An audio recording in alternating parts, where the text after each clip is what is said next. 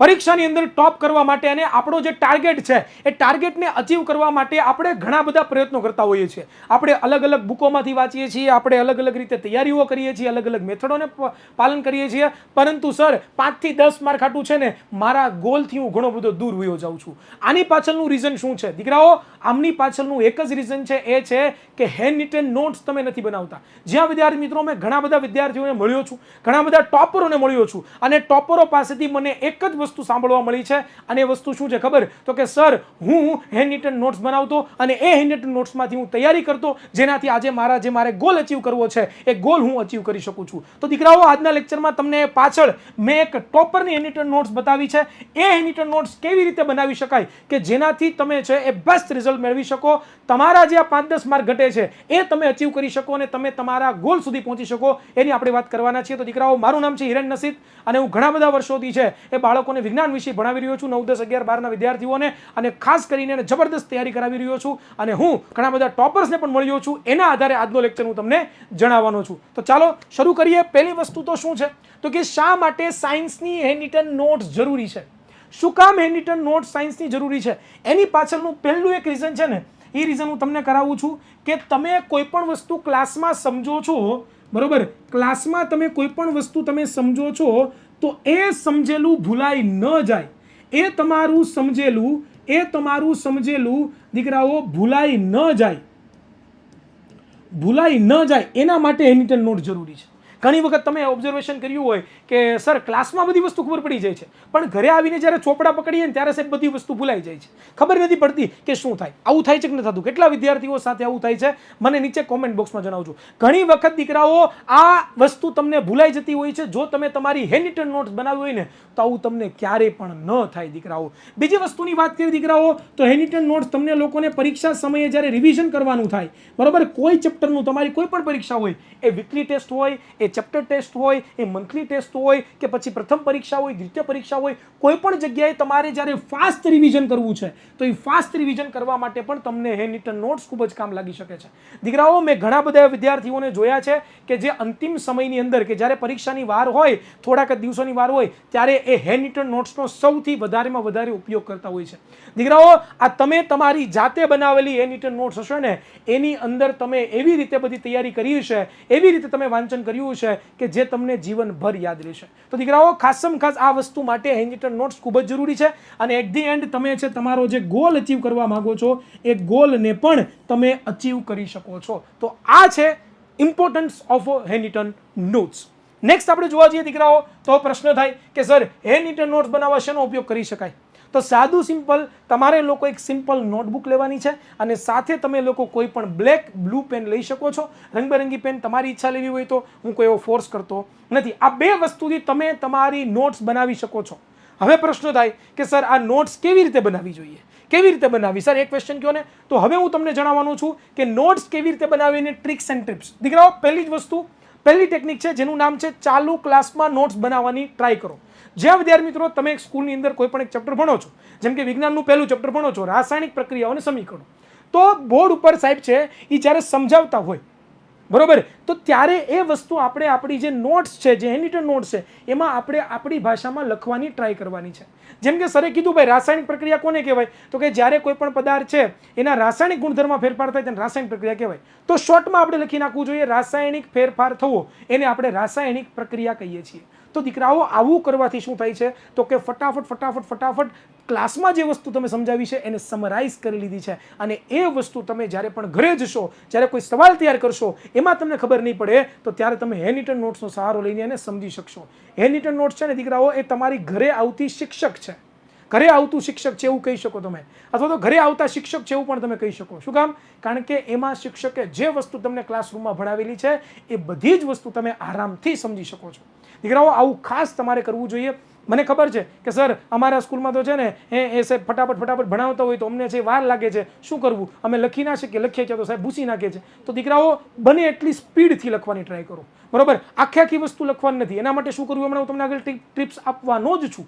પરંતુ એક રફમાં પણ ફટાફટ હેન્ડરિટન નોટ્સ બનાવી લો અને પછી ઘરે આવીને તમે વ્યવસ્થિત એક સારા પેજની અંદર એને નોટ ડાઉન કરી લો. આવું પણ તમે કરી શકો છો. આ પહેલી ટેકનિક છે કે બને ત્યાં સુધી ચાલુ ક્લાસમાં તમે હેન્ડરિટન નોટ્સ બનાવવાની ટ્રાય કરવાની છે. હેન્ડરિટન નોટ્સ એક્ઝેક્ટ શું છે તો કે ક્લાસમાં તમને જે શિક્ષક ભણાવે છે, જે વસ્તુ તમને સમજાવે છે, એ વસ્તુ તમારે નોટ ડાઉન તમારી ભાષામાં કરવાની. આનું નામ હેન્ડરિટન નોટ્સ. બરોબર, કરાવશો તો બહુ ફાયદો થશે. નેક્સ્ટ, હેન્ડરિટન નોટ બનાવીએ સર, એ વાત તો સાચી, પણ સર લખવામાં વધારે સમય છે, મેં તમને હમણાં કીધું. તો એના માટે શું કરવાનું છે તો કે શોર્ટમાં લખો ભાઈ. કોઈ પણ વસ્તુ છે ને શોર્ટમાં લખો ભાઈ. જેમ કે ઉદાહરણ તરીકે હું જ્યારે મારી હેન્ડરિટન નોટ બનાવતો, હું જ્યારે 10મું ધોરણ ભણતો અને ત્યારે મારે રાસાયણિક પ્રક્રિયા આવતી, તો હું નોર્મલી આપણે કેવું લખીએ, રાસાયણિક પ્રક્રિયા અને સમીકરણો, આવડું મોટું આપણે લખવા જઈએ, બરોબર, કોઈ પણ વસ્તુનું. પણ આને તમે ટૂંકમાં લખો ભાઈ, આવી રીતે. રાસાયણિક સમીકરણને રાસા કરી નાખો, પ્રક્રિયાને તમે પ્રક્રિયા કરી નાખો, અને લખી નાખો, સમીકરણને તમે સમીકરણ લખી નાખો. તો જુઓ કેટલો સમય બચે, કેટલો સમય બચે. તો આવા શોર્ટ ફોર્મનો યુઝ કરો. જેમ કે કોઈ શિક્ષક છે જ્યારે તમને શીખવાડે છે કે ભાઈ સંયોગીકરણની પ્રક્રિયા કોને કહેવાય, તો સંયોગીકરણની પ્રક્રિયા તમને શીખવાડે કે ભાઈ A+B શું આપે, તો કે ભાઈ આપણને AB આપે. તો આવી રીતે આપણે કરી શકીએ કે ભાઈ બે પ્રક્રિયકો ભેગા થઈને એક નિપજ બનાવે છે. તો આવી શોર્ટકટ ટ્રીકોનો પણ તમે શું કરી શકો છો તો કે સાયન્સની હેન્ડરિટન નોટ્સ બનાવવામાં ઉપયોગ કરી શકો છો. બીજું કે કોઈ પણ આકૃતિઓ આવે છે, કોઈ પણ ફિગર આવે છે, તો એ આકૃતિ પરથી ને તમે છે ઘણી બધી વસ્તુ છે નોટ ડાઉન કરી શકો શોર્ટ ફોર્મની અંદર. તો આવું તમે કરો તો તમારે ઉતાવળમાં ફટાફટ છે એ ઓછી મહેનતે સારામાં સારી હેન્ડરિટન નોટ્સ બની જાય. ત્યાર પછી બીજું તમે શું કરશો તો કે બીજું કરવાનું છે ફ્લો ટ્રીક.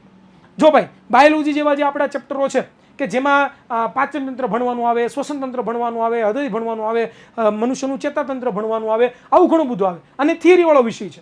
તો આ થિયરીવાળા વિષયમાં જ્યારે સાહેબ બોર્ડ ઉપર લખતા હોય અથવા તો મુદ્દા બોર્ડ ઉપર સર લખતા હોય, ખબર તમે લોકો, જેમ કે સાહેબ ભણાવતા હોય મનુષ્યનું પાચન તંત્ર, ધારો કે જણાવે છે મુખમાં પાચન, તો ધારો કે મુખમાં પાચન સાહેબ ભણાવે છે, તો સાહેબ શું કરતા હોય, આખી બધી વસ્તુ ન લખતા હોય, એ અમુક મુદ્દા લખતા હોય. મુખમાં કેટલી વસ્તુ આવેલી છે તો કે 3 વસ્તુ આવેલી છે. કઈ વસ્તુ તો કે ભાઈ દાંત છે, જીભ છે અને લાળ ગ્રંથિ છે.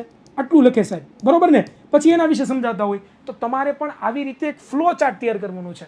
દાંત દ્વારા શું થાય છે તો કે દાંત દ્વારા છે એ ચાવવાની ક્રિયા થાય છે, બરોબર. જીભ દ્વારા શું થાય છે તો કે એક તો સ્વાદ લેવાનું કામકાજ થાય છે અને બીજું શું થાય છે તો કે બીજું છે એ સાહેબ છે એ લાળ રસને ભેળવવાનું કામ કરે છે. લાળ રસને ભેળવવાનું કાર્ય કરે છે. લાળ ગ્રંથિ શું છે તો કે લાળ રસ ઉત્પન્ન કરે છે. આ લાળ રસમાં શું હોય તો કે એમાઇલેઝ નામનો ઉત્સેચક હોય. આ ઉત્સેચક શું કરે છે તો કે આ જે ઉત્સેચક છે એ પોતે છે એ સ્ટાર્ચનું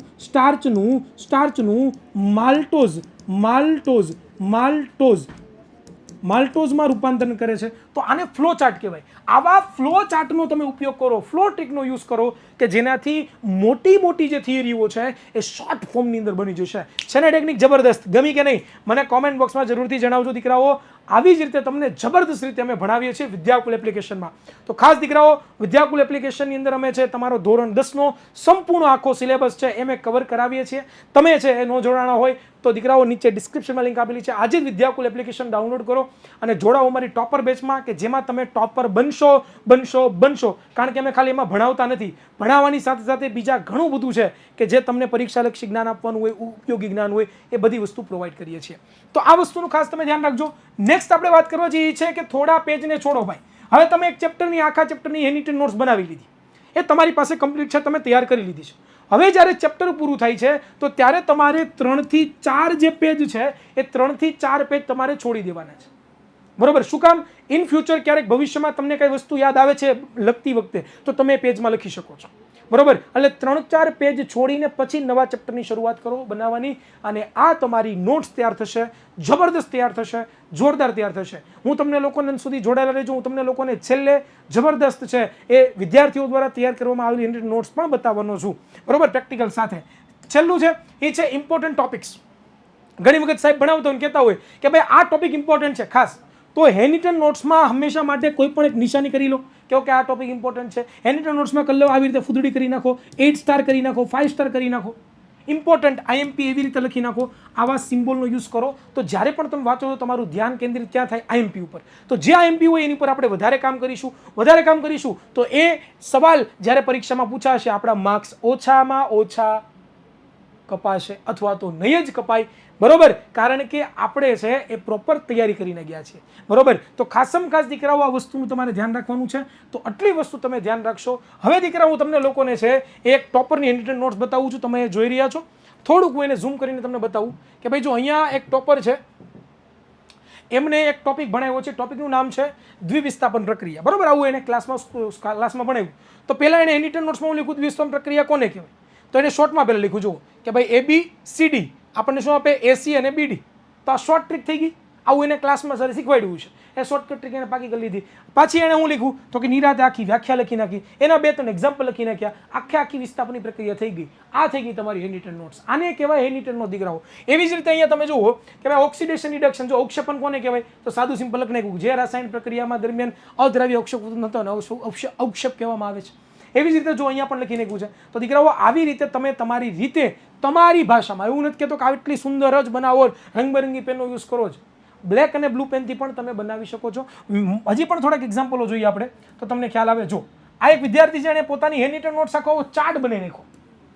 આ ગયા વર્ષનો મારો સ્ટુડન્ટ છે, આખો ચાર્ટ બનાવી નાખ્યો. જો આખો ચાર્ટ બનાવ્યો છે. જે વસ્તુ મેં કીધું, જો રાસાયણિક પ્રક્રિયા કોને કહેવાય એ લખ્યું, રાસાયણિક સમીકરણ કોને એ લખ્યું છે. બરોબર, ઉદાહરણ દ્વારા જે વસ્તુ મેં સમજાવી છે એને આવો ચાર્ટ બનાવીને હેન્ડરિટન નોટ્સનો દિવાલમાં ચોંટાડ્યો છે. બરોબર, એક વિદ્યાર્થી છે, એને સિમ્પલ બનાવી. જો આ સિમ્પલ, આવી સિમ્પલ પણ તમે બનાવી શકો. જો ચેપ્ટર નંબર 1 વ્યાખ્યા શું છે, રાસાયણિક સમીકરણ કોને કહેવાય એની વ્યાખ્યા લખી. બરોબર, ત્યાર પછી છે એ સમતોલિત સમીકરણની થોડી ઘણી વાતચીત કરી લીધી. ત્યાર પછી સંયોગકરણની પ્રક્રિયા કોને કહેવાય એની વાતચીત કરી લીધી. તો આવી રીતે એ છે પોતે બનાવે છે. જેમ કે એક ત્રીજા ચેપ્ટરની હેન્ડરિટન નોટ્સ છે, તમે જો શરૂઆતમાં એને સાહેબે ભણાવ્યા ધાતુઓના ભૌતિક ગુણધર્મો. તો એને જો એની રીતે ધાતુઓના ભૌતિક ગુણધર્મ લખ્યા. સાહેબે વચ્ચે જે વસ્તુ સમજાવી એ પણ એની રીતે લખી નાખ્યું છે. બરોબર, એક્ઝામ્પલ અહીં આપ્યું હોય તો એક્ઝામ્પલ પણ અહીંયા લખી નાખ્યા છે એને. બરોબર, તો આવી રીતે તમે છે દીકરાઓ હેન્ડરિટન નોટ્સ બનાવો તો 100% તમને ફાયદો થાય. કારણ કે લખો છો અને વાંચો છો, બંને વસ્તુ એકી સાથે થાય છે, જેનાથી તમને લોકોને ઘણો બધો બેનિફિટ થઈ શકે એમ છે. તો દીકરાઓ આવી રીતે હેન્ડરિટન નોટ્સ બનાવો. તમારા જે 5-10 માર્ક રહી જાય છે, તમારા ગોલને અચીવ કરવા માટે થોડાક એવા દૂર રહી જાવ છો ને, એ હવે દૂર નહીં રહ્યો. કારણ કે આ વસ્તુ કરવી બહુ ઇમ્પોર્ટન્ટ છે. ઇન ફ્યુચર ભવિષ્યમાં પણ તમને ઘણું બધું મદદરૂપ થશે. અત્યારે જો હેન્ડરિટન નોટ્સ બનાવવાની પ્રેક્ટિસ કરી હશે તો 11-12 સાયન્સમાં JEE નીટની તૈયારી કરવા જશો અથવા તો કોમર્સની અંદર કાંઈ પણ ફિલ્ડ લેશો, એ બધાની અંદર અને ઇન ફ્યુચર ભવિષ્યમાં પણ ઘણી બધી જગ્યાએ તમને આની જરૂર પડશે. તો ખાસ દીકરાઓ, મને આશા છે કે તમને છે આ વિડીયો જરૂરથી ગમ્યો હશે. કેવો લાગ્યો વિડીયો એ મને નીચે કોમેન્ટ બોક્સમાં જણાવવાનું ભૂલતા નહીં. સાથે વિડીયોને લાઈક કરવાનું ભૂલતા નહીં, ચેનલને સબસ્ક્રાઈબ કરવાનું ભૂલતા નહીં. આવી રીતે મળતા રહીશું. Bye bye. જય જી ભારત માતા કી જય.